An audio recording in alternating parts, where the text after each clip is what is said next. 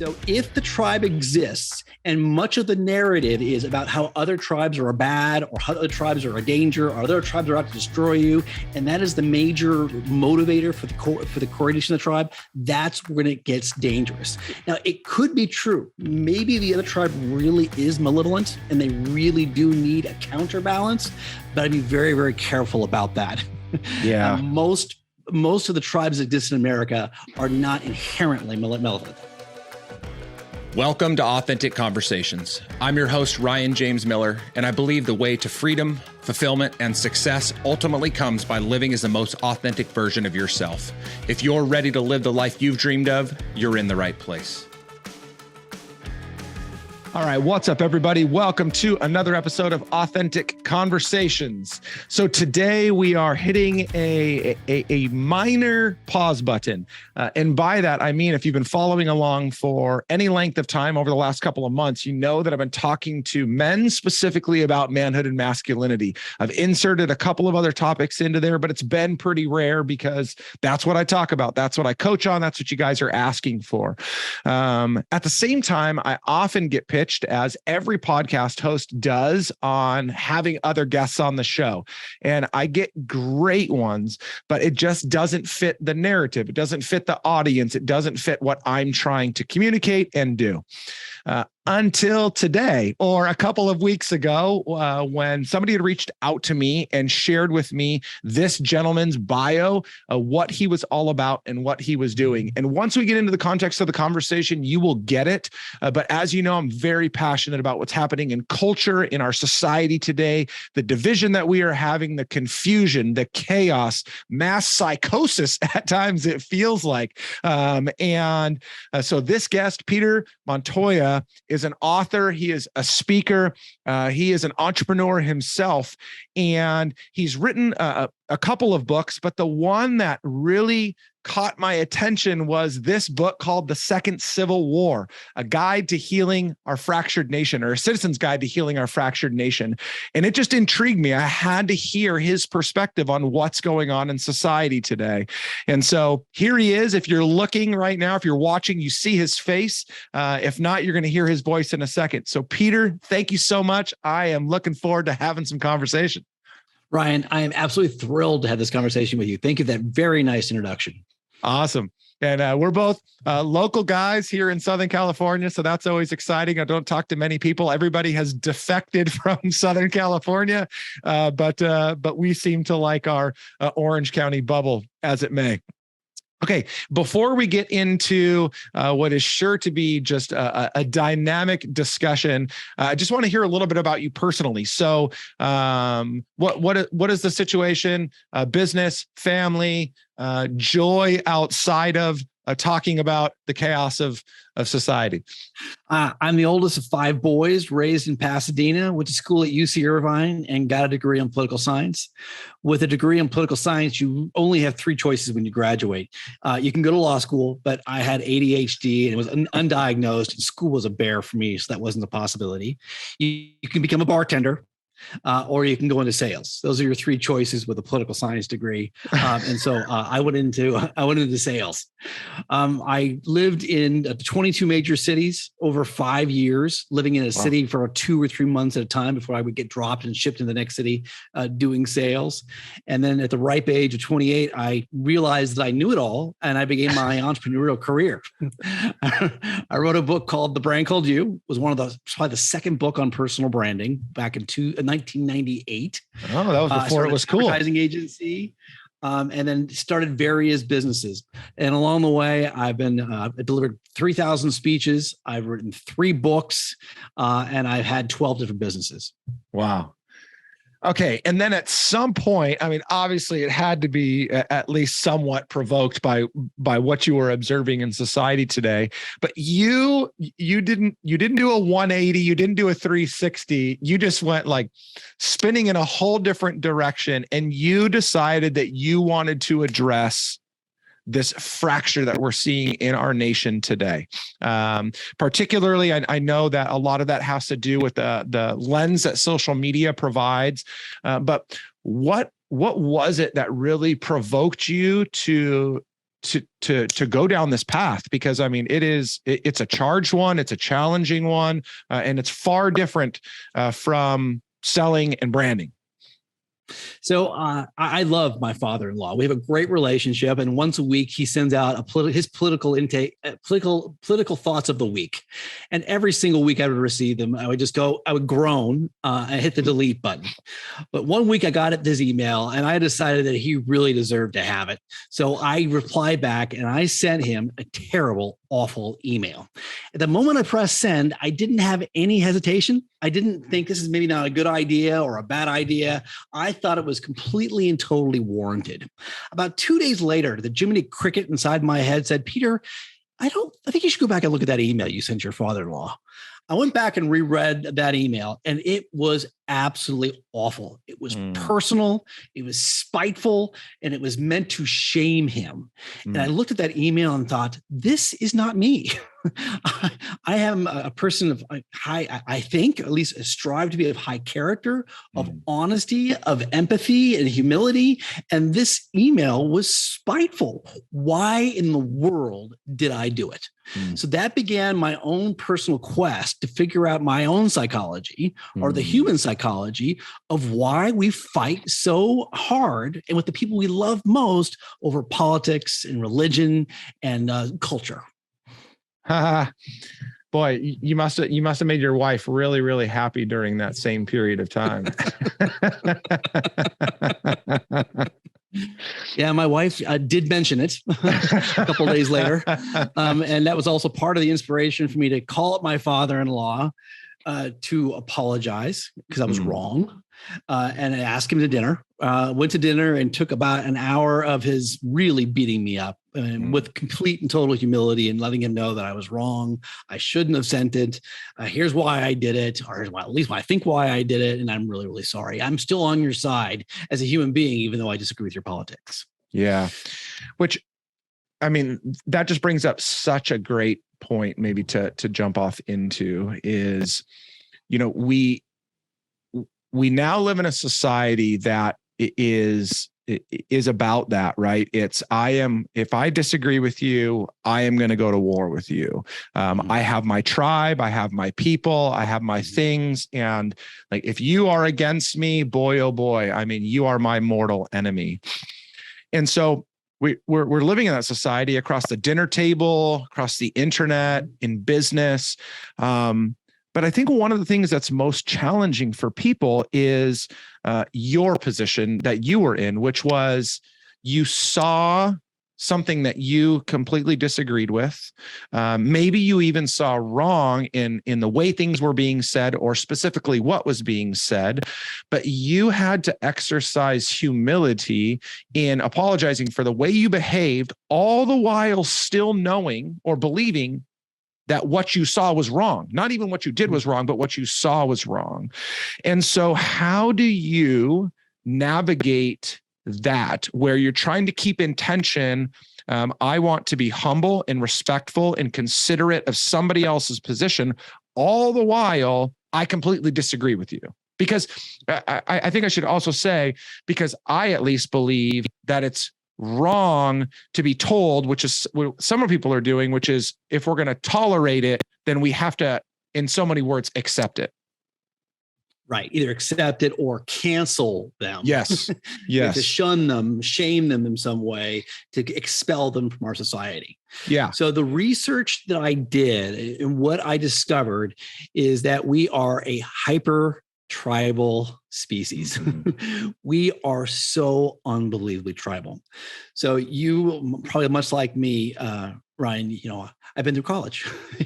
I think I'm very civilized. I think I'm a very, very kind person. I think that I really have evolved far beyond my ancient prehistoric tribal roots, and yet I still have it.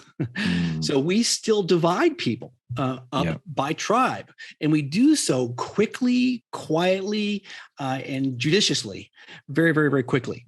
So 5,000, let's go back to 10,000 years ago, Ryan, we were most likely living in tribes of about 100 to 150 people.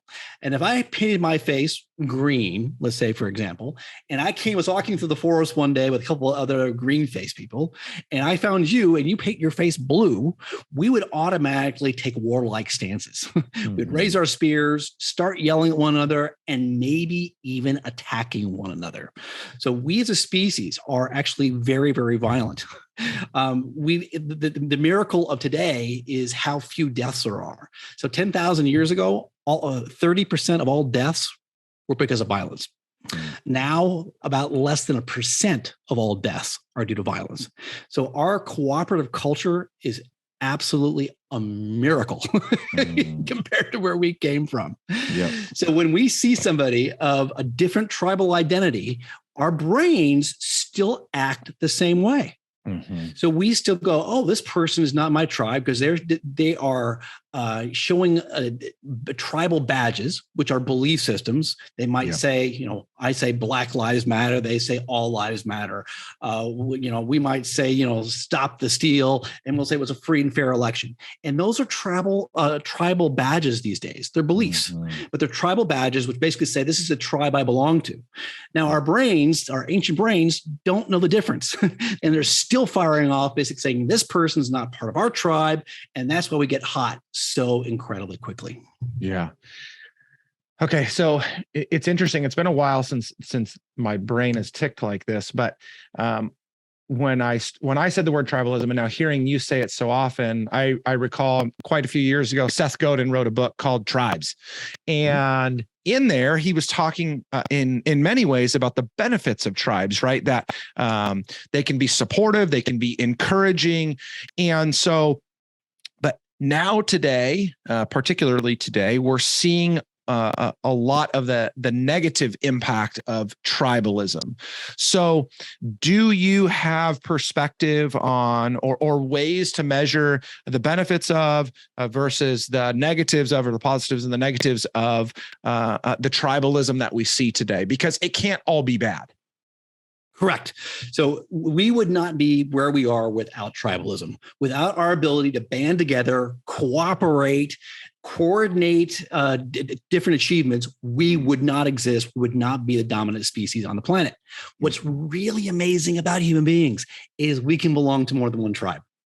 We can have a relationship tribe, a family tribe, two different families, a husband and a wife, different tribes there. We can have a work tribe. We can have a athletic tribe. We can have a college tribe. We can have a country tribe. We can belong to multiple tribes at the same time. Tribes, by and large, are a huge benefit to us as a species. When they get dangerous or when they get bad is when the purpose of the tribe exists to annihilate another tribe.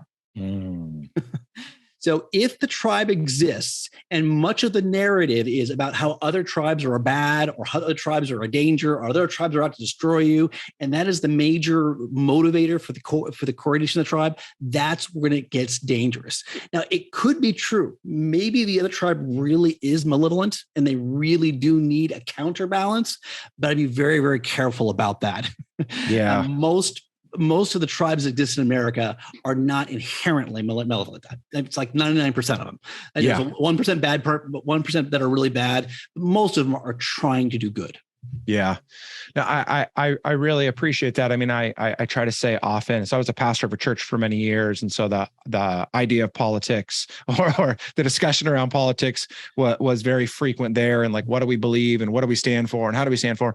And what I try to communicate pretty regularly was, if you're a Republican and you see a Democrat as the enemy, what you don't really realize is most of them, and by most, I'm talking probably 97% of them, actually have the same end goal, end game intention as you do.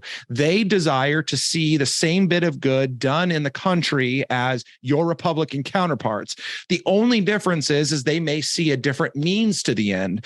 And people can't seem to understand that. They just see that because you want to do this one thing differently than me, then you don't have the same long-term objective as me. And so therefore you are cast out into the depths of hell or something like that.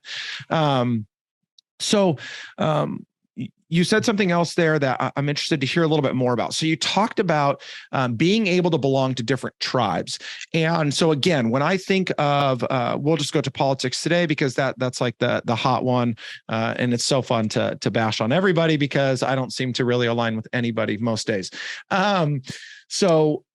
You said that we can belong to multiple tribes. So what I see a lot in society is the fact that because I am, this time I'll pick on the other side. So because I'm a Democrat, I automatically have to agree with everything that the party stands for, the general party. And so I feel like people are not taking maybe personal responsibility to learn, to know, to understand what's made up in that tribe. And so instead of believing that they can be a part of the tribe that believes in this part, and then maybe a part of something else that believes in another part, they just kind of believe that they have to wholesale subscribe to the entire way that people think because they're a part of that color or that side of the aisle. So do you see, I don't know, practical ways or in your research, do you see how people have successfully been able to better decipher the things that they're standing for and believing so they don't get caught up in that wholesale tribalism? So what you're talking about is a tribal belief package. And by and large, if you tell me that you are a Republican or a Democrat, right now, especially today, there used to be, by the way, there 15 and 20 years ago, there used to be very, very liberal Republicans and very, very conservative Democrats. Yeah. But right now, the gulf between the two is so wide right now, there really aren't that many. Everyone likes to think that they are a unique, creative, and independent thinker. We all think that our political beliefs are really our own. And most likely they're not. We are all what we call cryptomnesiacs. Cryptomnesiacs means that we acquire information, acquire a belief. We don't remember where we acquired it from, but we just assume it's our own. It is highly unlikely that anyone listening to this podcast, including myself, has an original political thought. There are very few people who have original political thoughts. All we're doing is basically assembling, hearing what our tribe says, and then regurgitating that back. So we basically belong to the tribe. I mean, if you were belong to a biker gang, you would not show up at a rival's biker gang wearing your badge at a rival biker gang. You get killed. You would not be, show up at a Dodgers game among Dodgers fans wearing an Anaheim Angels shirt and hat. You just don't do that. So what we strive to do is have as much tribal belief purity as we possibly can, which means that we try to assimilate to make sure that we belong and we fit in with everybody else. Now, here's where this gets really interesting with what you talk about, which is authenticity. So there is a continuum between authentic and assimilation or acceptance. And what we all strive for is we all want to be our authentic selves. We want to be able to dress the way we want to, think the way we want to, say the jokes we want to say, keep our personal hygiene the way we want to. And we also want to be completely and totally accepted. And if you really think about that, that probably isn't possible. Yeah. What we have to do is we do have to assimilate to some degree to the tribal norms in order to be accepted. And then once we're accepted, we can then start showing our artistic, creative, and interesting selves. So unfortunately, acceptance into a tribe comes first, usually, and then the authenticity comes second. That might challenge some of your belief paradigms a little bit, Ryan, but we really are herd animals. We are hyper social. We absolutely desire to be accepted by a group of people. And do whatever we have to do to fit into that group.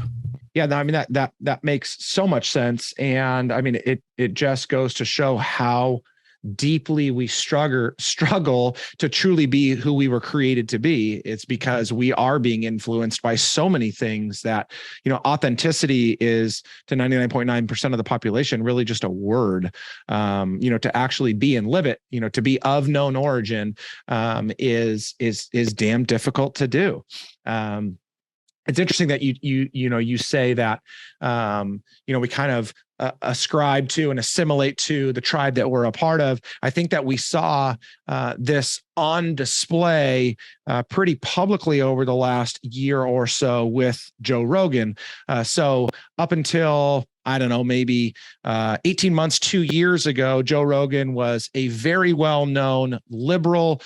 He stood, very strong, liberal, fiscally, socially, and politically as liberal. Everything that he probably would have checked a box, people would have said, he is a left-leaning liberal Democrat. Like, that's just where he is. I mean, he came out and he supported Bernie in the primaries years ago. So maybe that was a little bit of a shift, but everybody said that was it. And then through the last year and a half, he started to, I guess I could say, like, stand up against or to disagree with some of the liberal ideology that was being pushed. And he was pushing back on some of the present day administration's ways that they were doing things. And to something I know that you talk about a lot, and you talked about, you brought up even earlier, is because he started to shift from that wholesale way of thinking, he started to be canceled by his own people. And so the people that he was for and were for him years ago were all of a sudden saying, you're no longer one of us, you're one of them. And so therefore you're canceled from our tribe. And he is just trying, and again, flawed human being. He's got plenty of his own issues, but here he was standing in the middle, kind of saying, no, look at, like, still as it relates to most social issues, I'm on your side. And as it relates to most fiscal issues, I'm on your side. But there's just these few things that I'm with over here. And so he was being cast out by his own party. And then the other party, or at least the other side of conservatism, was trying to drag him in and say, now you're one of us. And here he is saying, I'm not one of you, because there are a lot of policies that I don't agree with you. And so it was like he was kind of homeless in the middle, but it was interesting to see how he was being attacked by one side. He was being baited by the other side. And I think that all of us that are trying, even in little ways, to disband from our tribe, to have some kind of semi-unique thought or differentiation of thought from what is commonplace with our group, we're starting to struggle because we still want to be accepted. We still want to be loved and cared for by the people that we know and love and think so much like. But because we're starting to think a little bit differently, we're being cast out and finding ourselves kind of in no man's land. Mm-hmm. And so, do you see that happening? I'm sure you have to. Oh, yeah. And where are your thoughts there? Because something is going to have to change at some point, because if not, we're kind of going to all go back to our own tribes of 3, never mind 300. So the book I wrote, The Second Civil War, A Citizen's Guide to Healing Our Fractured Nation, basically says it all starts with you. It also says politics doesn't matter nearly as much as we make it make. That's right. It doesn't matter as much as we think we do. So when you poll Americans on different issues, gun control, even something like abortion, the environment, and you start asking them whether you favor certain policies on these things, there's usually between a 60 and 80% agreement, and that's across parties. 80% of Americans believe in some degree of legalized abortion. 80%. But when you ask people whether you are pro-life or pro-choice, it's basically 50-50. So we ask which tribe do you belong to, you get a deadlock of tribes. But if you ask if you're for or against some level of abortion, you get about 80% of people who say there should be some level of legal abortion. So we are, I think you started off talking about this, we are in radical agreement on policy. And where we really get divided is over the argument of which tribe that you're on. So I really believe that there's no benefit to us as citizen, as identifying as a Republican, Democrat, socialist, independent, libertarian. I don't think there's any benefit to us. There's a benefit to the party because it's more or less a guaranteed vote and guaranteed dollars into their coffers. It's a benefit to them. But what is the benefit to us by labeling ourselves Republican, Democrat, libertarian, socialist? What's the benefit? All it does is make us lazy. Basically, it's a spoon-fed information, and we are more likely to regurgitate that belief so we can affiliate to that tribe. It leaves us less thinking for ourselves and more likely to get shepherded into doing really bad, dumb, and evil things. Yeah, I mean, it's making their marketing efforts so much easier, right? They don't have to spend nearly as much time, effort, energy, or money trying to win us over to them. All they have to do is get us to belong to them once, and then they can sell us every single thing they have to offer, which as an entrepreneur, I mean, I'm jealous, right? That's an amazing thing to be able to do. Right. Okay, so so I always say subscription revenue is the ultimate form of job security. And so as long as the political parties change their messaging, 20 years ago, it was all about here's what the party has done for you. Here's the bacon we've brought to you. Now the messaging is all about don't let the other party be in power because they're evil. And we're the only thing stopping the other party from ruining the country. That is the predominant messaging now, which is pure baloney and purely evil. It isn't Republicans against Democrats. It is Republicans and Democrats against our common problems. So I know we're like heavily having a political discussion here, but I think that that's such the premise of your book anyway. But the conversation we're having is about the context of politics, not the content of politics. Yeah. No, okay. So that's good. So then let's talk more about maybe then some of the content of. So I am trying to do the best I can to live out my values in society today. I want to surround myself with people that are going to be predominantly like-minded to me, not because I don't want to hear other people's opinions, but because that's what's comfortable. We're going to share common values. We're going to share maybe common interests. And so that, and by the way, I just point that out, that is tribalism. Yeah, no, absolutely. Search out and seek for like-minded people.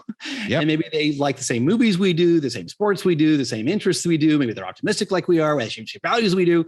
That is our tribe that we're always looking for. Totally.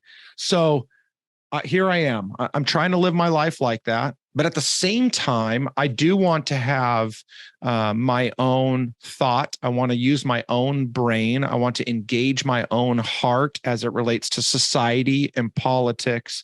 And so here's this big can of worms that I'm going to crack, right? So what do I do? Because I don't want to see the world continue down the path that it's on, because it's a freaking disaster. And yet I'm only one person. Right. and I want my life to be as, I don't want to say easy, but I want it to be good. And I don't want to be at war with every single person all the time. And so what do I do? Yeah. So the easiest thing to do is to level up your tribal affiliation. So you and I live in Southern California. So you and I have heard about stories of gangs, and usually gangs start recruiting at age 13, 14, and 15. They usually have some kind of tribal ritual of some sort where they have to have a new member either take a beating, give a beating, steal something as a way of initiation, and they become part of a tribe. Maybe it's 5 or 10 different guys or 15 kids, something like that. That's one size tribe. So my suggestion is that you make your tribe bigger. So rather than saying my tribe is just Republicans or just Democrats or just Southern Californians or just Americans, make your tribe as big as possible, which is that of humanity. So my tribe is, I want as many humans to win as possible. I want human beings to thrive. I want to do as well as I possibly can, lift as many people up as I possibly can without hindering or hurting anybody else.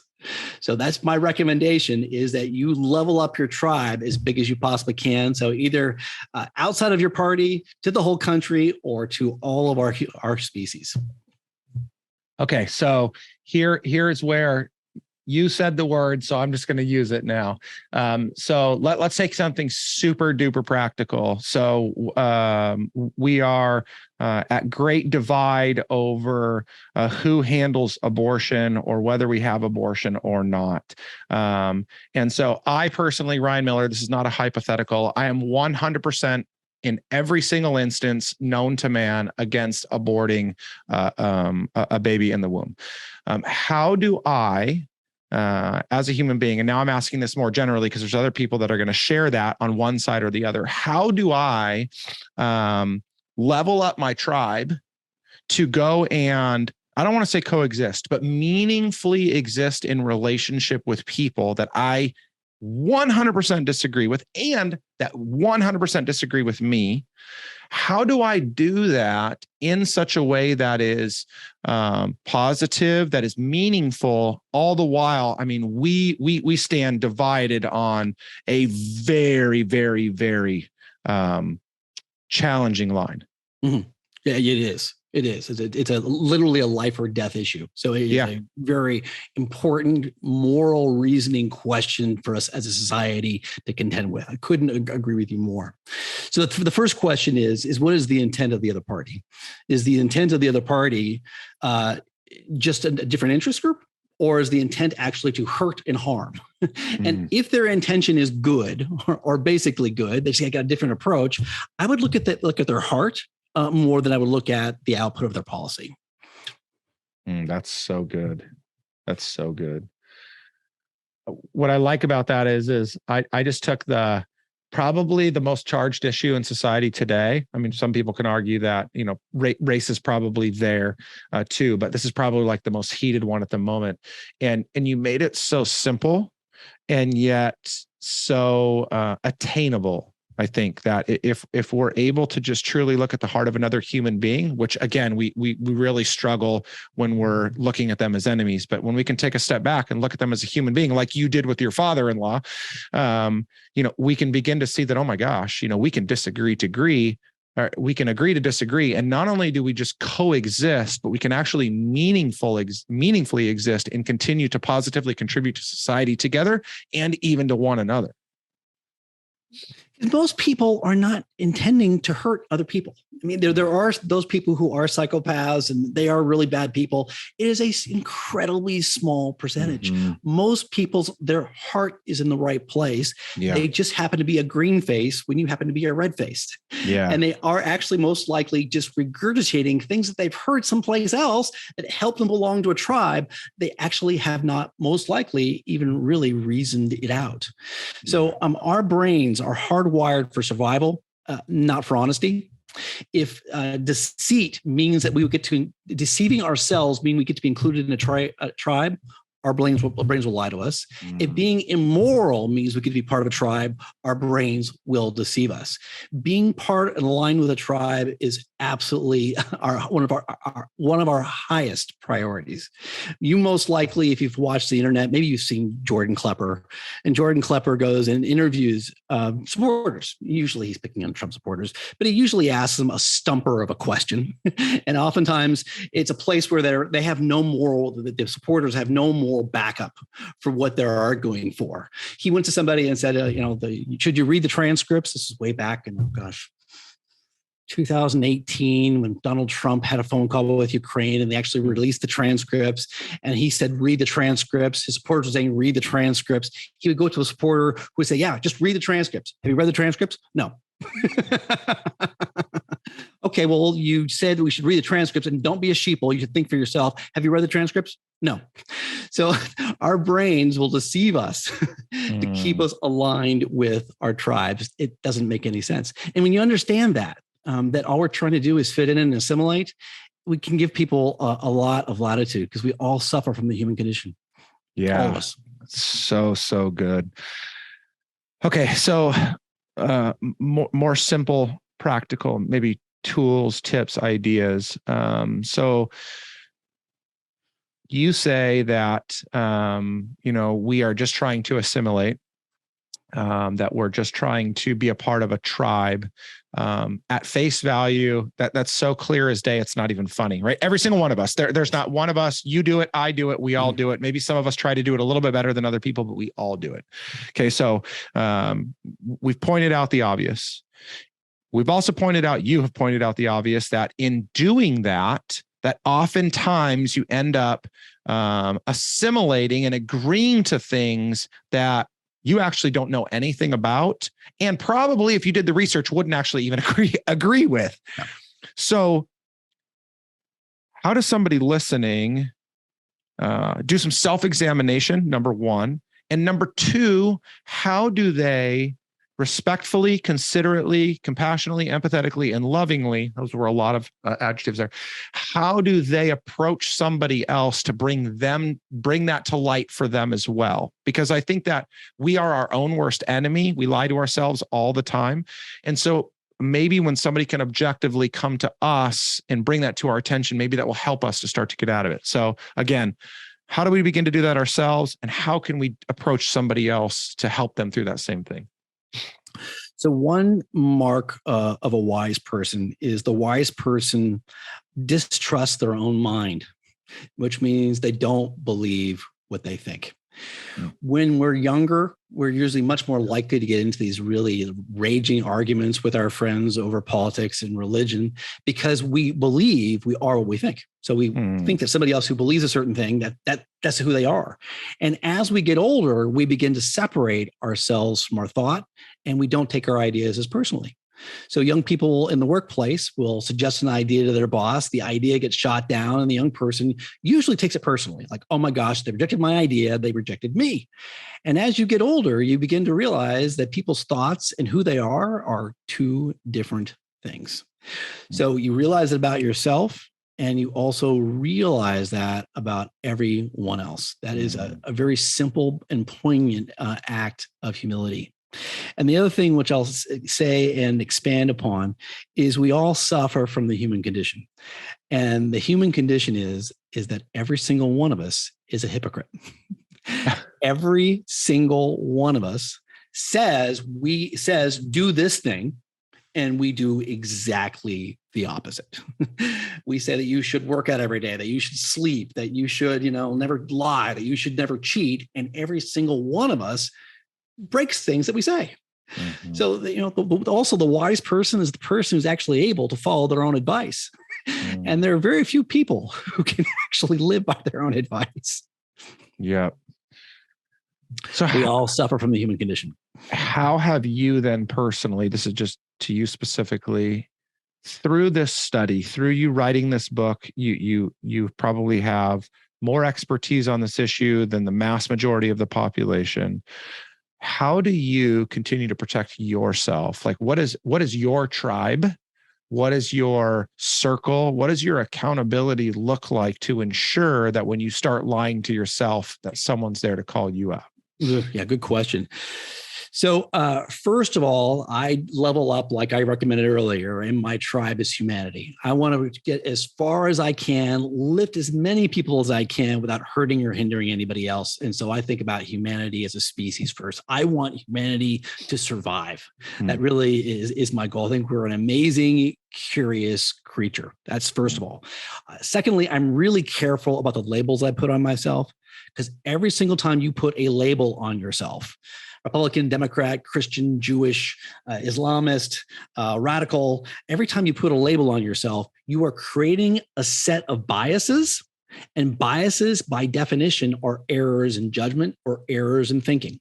So every time you put a label on yourself, you're going to start seeing the world differently. So if my high school was playing football against your high school, Ryan, and we were both sitting there together, and on the final seconds of the final minutes, when the score was tied, a ball was caught on the end zone line, on the field goal line, I would say it was in because it gets me points from my high school, and you would say it didn't make it because your high school was maybe 1 point ahead. So even though I've been in a high school for 30 years, we still have that tribal affiliation, and that bias would cloud how we see the outcomes of a sporting event. So I'm really careful with the labels I put on myself so that I'm less likely to have those biases. And then last but not least, and this is really controversial, people do not like this when I say it, I don't consume any news. I consume basically no news. So I don't listen to news podcasts. I don't watch YouTube clips. I don't watch any cable. I don't look at the news on Facebook or Apple. I don't consume any news because it has been proven over and over and over again. Those who consume news digitally are more likely to be misinformed than informed correctly. So being ignorant as I am is better than being misinformed.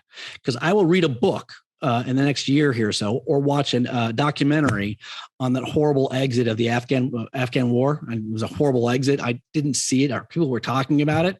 And I will learn more about that in that 2-hour documentary or in 10 hours of reading a book than people have in the hours they spent watching it. So long form media that is not designed to vilify another group is the kind of content that I'm looking for. That's really wise. That's really, really good. Definitely makes you much less informed for cocktail party discussions in the moment, but then you don't have to be saying things that end up not being true anyway. I did it too. I got into arguments with my friends about certain stats and certain policy points, and I'd argue with them. And I was always so happy to know that I was the smartest person in the room. So I thought, the most moral person in the room, and it was all an illusion. It's just a big, giant ego boost of an illusion. It wasn't true at all. It was just as misinformed and ignorant as anybody else. Yeah, it's so good. So what do you do next? I mean, you've solved the world's crisis of no longer being divided. So now what? I'm in the middle of a social media startup. So I'm starting a social media platform called earth.cc. And we think that's URTH, right? Yep, that's right. Thank you for helping me with that. URTH, Earth. Yep. Earth.cc. And we have solved, or we have the answer to the social media problem, because social media, as you know, is is ground zero for misinformation, disinformation, and for tribalism. It is radicalizing humanity in ways we never thought possible. And also it's actually upending democracies. So there are indexes that actually rate how free, civil, and democratic different countries are, and how authoritarian like they're becoming. And this scale has been moving in the wrong direction ever since social media was invented. So social media is not just bad for us individually, making us more anxious and depressed and lonely. It is also disrupting the very fabric of our species and making it less likely for us to survive. So social media is a real danger. And what we think is going to be the magic is making sure that we do identity authentication, which means you are who you say you are. When people are online and they can hide anonymously behind a pseudonym, they say and do really awful things because they don't have any reputational risk. And as soon as we attach your name and your picture to what you're saying, all of a sudden there's a sense of responsibility. Both you be more civil and more likely to say things that are more true. Okay, so that sounds wonderful at face value. I really get that. I do think that like real people have a lot, like face to face, you have a lot harder time being a complete and total asshole than you do over the interweb of Instagram or Twitter or whatever else. That said, you're still going to be playing in a pool of people that are infected with that same dystopian idea of themselves and life and society.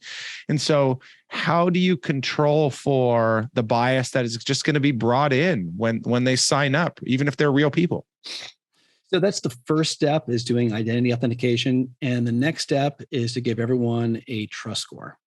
And we currently already have trust scores for everyone that we know.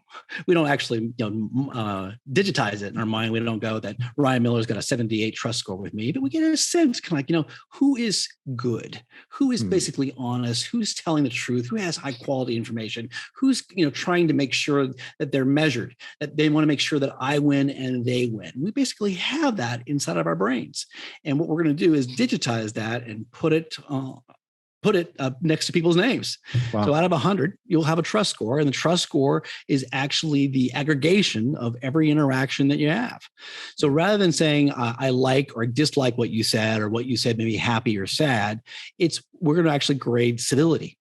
So everyone will rate what you say as being civil or uncivil, truthful or untruthful, and that will aggregate to create your trust score. Wow. And so people will have a second incentive to be civil in their engagements online. So when do we see this? We're probably about a year away. It's a really, really big platform. I would love to be launching next week. We needed about 10 years ago, but we're probably about a year away. In order to get into the social media sphere these days, you've got to really launch with a full suite of services, especially when what we're offering, what makes it so different, is that trust score and identity authentication. Yeah, no, that's pretty amazing. All right, Peter, any final words of hope, of encouragement that you have that you want to leave everybody with? Yeah, we agree about so much more than we disagree. And if you pick up my book, The Second Civil War, A Citizen's Guide to Healing Our Fractured Nation, available on Amazon, you will see tons and tons of charts polling Americans, both Republicans and Democrats, libertarians, asking about policies and starting to notice that we really don't disagree all that much. That about 80% of all political tweets are only created by 6% of the adults.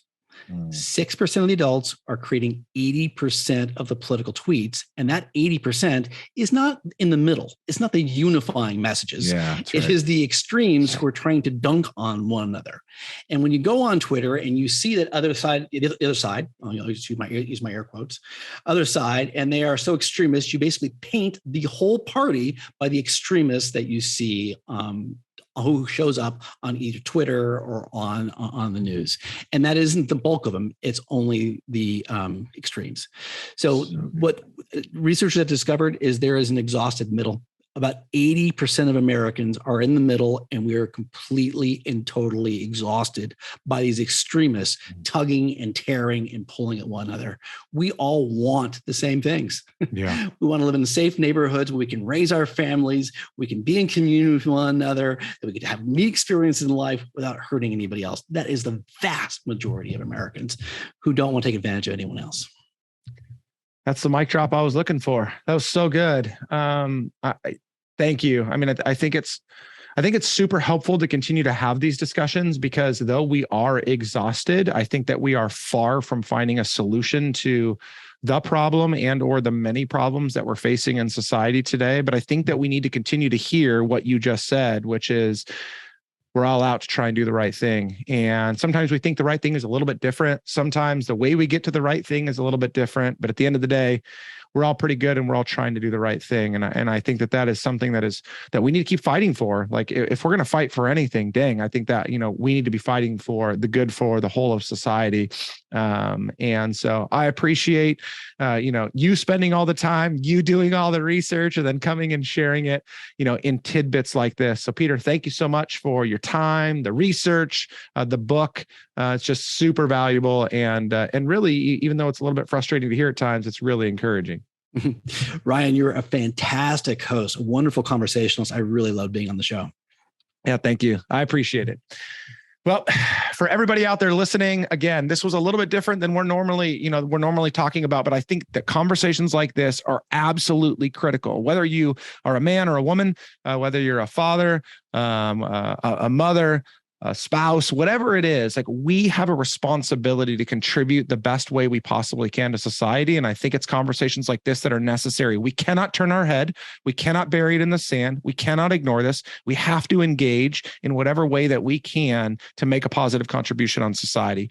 So I would encourage you, we'll put Peter's information into the show notes. Click the link, follow him, make sure to go pick up his book. I'm going to go grab one. I haven't yet because we just recently met, but I'm going to read it. I'm just excited to hear a little bit more about all the research that he did and to be encouraged a little bit to know that we're all on this. Most of us are on the same page.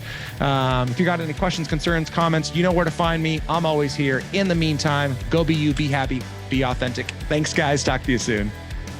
Thank you for joining me on this episode of Authentic Conversations. If you are ready to live the life you've dreamed of, I'm here to help. Head to ryanjamesmiller.com/podcast to begin your journey. And if this episode impacted you in any way, pay it forward by sharing it with someone you know. I'm Ryan James Miller, and I'll see you next time on Authentic Conversations.